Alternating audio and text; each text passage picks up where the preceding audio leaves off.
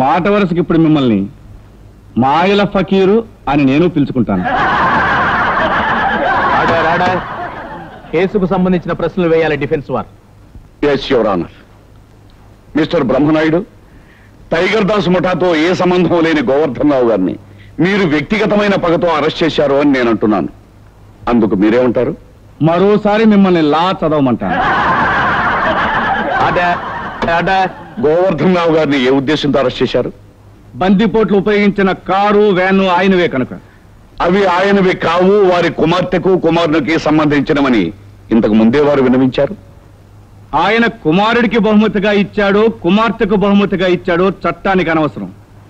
C books ఆయన పేరును ఉన్నాయి గనక, ఇంట్రాగేషన్ లో గోవర్ధన్ రావే తమకు ఆ కార్లు ఇచ్చాడని బందిపోట్లు ఒప్పుకున్నారు గనక ఆయన నేరస్తుడే.